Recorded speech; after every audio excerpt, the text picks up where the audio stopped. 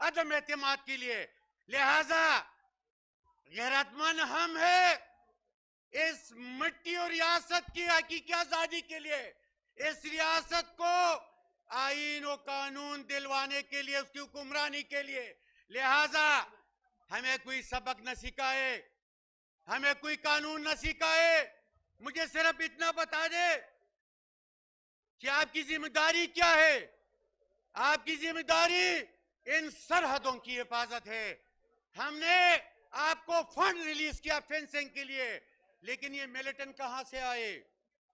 اور اگر آپ وہاں پہ 200 بندوں کا مقابلہ نہیں کر سکتے اور آپ نے اپنی ناکامی کا الزام صوبائی حکومت پہ لگانا چاہتے ہیں اور یہ کہتے ہیں کہ یہ تیسری باری ہے یہاں پہ تحریک انصاف کی حکومت کی، تو لہذا یہ بلوچستان میں کس کی حکومت ہے؟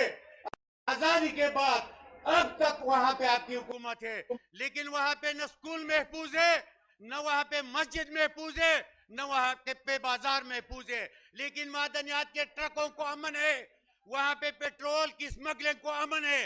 لہذا ہم سمجھتے ہیں، ہم جانتے ہیں کہ یہ جو نامعلوم ہے یہ ہمیں معلوم ہے، یہ جو نامعلوم ہے یہ ہمیں معلوم ہے، یہ جو نامعلوم ہے یہ ہمیں معلوم ہے.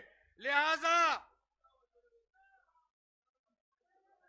افغانستان میں 40+ ممالک آئی، وہاں پہ جنگ ہوئی، وہ چلے گئے. ہم 1/2 سے بارود کے بو میں پیدا ہو رہے ہیں، مر رہے ہیں. آپ لوگوں کی اس اجارہ داری اور ڈالروں کی لالچ اور معدنیات کے پیچھے آپ لوگوں نے قبائل کو برباد کر دیا، آپ لوگوں نے پاٹا کو برباد کیا.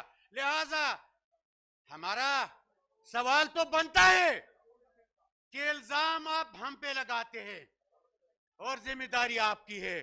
لہذا مجھے یہ بتائے کہ سیکورٹی فورسز اور فوج پاکستان کی ذمہ داری کیا ہے؟ ایک بات کی وضاحت ضروری ہے کہ ایک چند آفیسر کے علاوہ یہ فوج بھی ہماری ہے اور یہ ادارے بھی ہمارے ہیں. لیکن آپ اس ملک کی جو بنیادی ادارے کو اپنے مفادات کے لیے عوام کی نظروں میں گرا رہے ہو، یہ پاکستان کے ساتھ غداری ہے. میں اس موقع پہ صرف یہ بتانا چاہتا ہوں اور یہ پوچھنا چاہتا ہوں کہ آپ ایک 25 کروڑ عوام کی لیڈر کو کہتے ہو کہ آپ کون ہو؟ میں آپ سے پوچھتا ہوں کہ ایک گورنمنٹ سروینٹ ہوتے ہوئے ایک سابق وزیر اعظم کو آپ کس طرح للکارتے ہو؟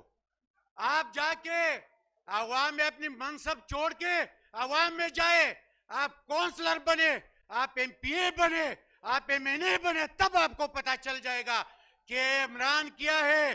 عمران 25 کروڑ عوام کا نمائندہ ہے اور عوام نے اس کو اس ملک کے فیصلے کرنے کا اختیار دیا ہے. لہذا آپ مینڈیٹ میں رہے جب تک آپ 3 اداروں سے پیچھے نہیں ہٹیں گے. آپ جس طرح اس پارلیمنٹ کو فارم 47 کے ذریعے اپنے مقاصد کے لیے ڈاؤٹ کو لاتے ہو، وہ وہاں پہ اپنے لیے قانون سازی کرتے ہو، اپنے لیے استثناء کی قانون سازی کرتے ہو. ایک جیلر سے جیل قیدی سے ڈرتے ہو، آپ نے استثناء اس سے حاصل کی.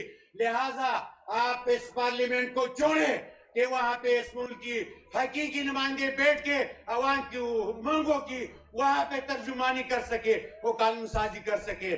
دوسری، آپ عدلیہ کو آزاد چھوڑے، ان کو تھریٹ نہ کرے، اس کو قانون کے مطابق فیصلے کرنے کا اختیار دے، آزاد چھوڑ دے. اور تیسری بات، آپ انتظامیہ کو جو ڈائریکشن دیتے ہو اور آپ انیسنٹ لوگوں کے خلاف ایف آئی آر کی آپ ڈائریکشن دیتے ہو، پیچھے ہٹے کہ وہ قانون کے مطابق بے گناہ و گناہگار کو ٹریٹ کر سکے.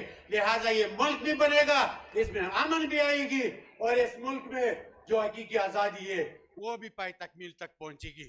لہٰذا آخری میں ایک شعر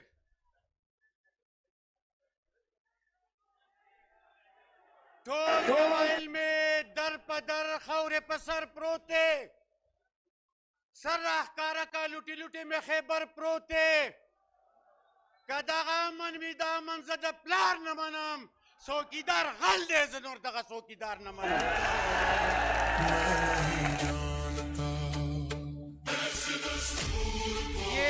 یہ گیٹ میں جو ہمارے لوگ کھڑے ہیں